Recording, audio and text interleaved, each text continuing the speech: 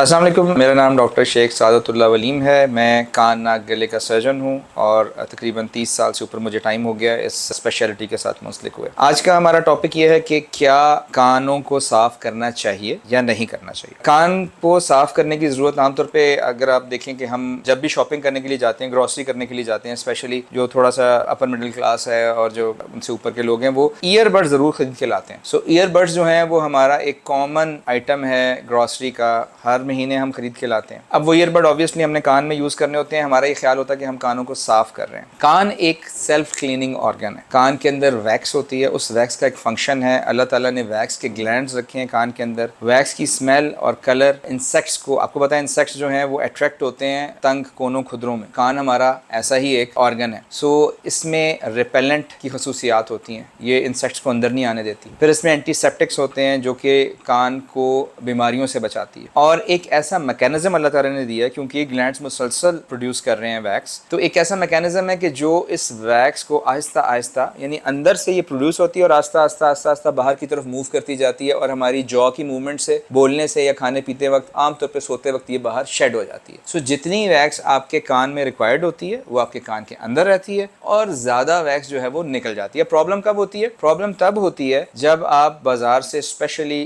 खरीद कर अपने लिए ईयरबड्स लेकर आते हैं और उससे कान को साफ करने की कोशिश करते हैं। तो वो जो वैक्स बाहर आ रही होती है, जिसने बाहर निकलना होता है, आप उसको वापस अंदर पुश कर देते हैं। फिर वो बाहर आने की कोशिश करती है, फिर उसको पुश कर देते हैं। सो आप इवेंचुअली एक अच्छा पत्थर की शक्ल उसको दे देते हैं प्रेस कर करके, और वो फिर आपके कान को बंद कर देती है। जब वो आपके कान को बंद कर देती है तो फिर आपको डेफनेस होती है, फिर आपको पेन होता है और आपको इरिटेशन होती है। सो कान को साफ नहीं करना चाहिए अगर आपका कान बंद हो जाए। हाँ, कुछ पेशेंट्स होते हैं, कुछ लोग ऐसे होते हैं जिनकी वैक्स की टाइप ऐसी होती है कि वो, या उनके कैनाल की शेप, कान की शेप ऐसी होती है कि उसमें वैक्स नहीं निकल पाती, या उनकी जो एपिथेलियल माइग्रेशन होती है वो फॉल्टी होती है और वो उसमें ये एबिलिटी नहीं होती कि वो एक कन्वेयर बेल्ट की तरह से वैक्स को बाहर निकाले। तो फिर आपको उनको ज़रूरत पड़ती है, लेकिन वो फिर आप स्पेशलिस्ट के पास जाएं। और याद रखें, कान को वॉश करना, स्पेशली जो कि रोड साइड पे बैठे हुए होते हैं कान धोने वाले, उनके पास कभी भी मत जाइए। कान एक बड़ा सेंसिटिव ऑर्गन है। आपने वॉश करते हुए अगर खुदा न खास्ता कान के पर्दे को नुकसान पहुंच गया तो फिर एक ज़िंदगी भर का रौला है। किसी अच्छे कंसल्टेंट के पास जाएं जिसको पता हो कि वो क्या कर रहा है। और आजकल हम माइक्रोस्कोपिक क्लियरेंस करते हैं, यानी खुर्दबीन जो कि हमें बहुत बड़ा करके दिखाती है कान को, उसके ज़रिए हम अंदर से उसको सक आउट करते हैं मैल को। हो सकता है उसको हम पहले नरम करना पड़े दवाई के ज़रिए, लेकिन हम डायरेक्ट देख कर, ताकि किसी किस्म की कोई इंजरी कान में ना हो। सो कान को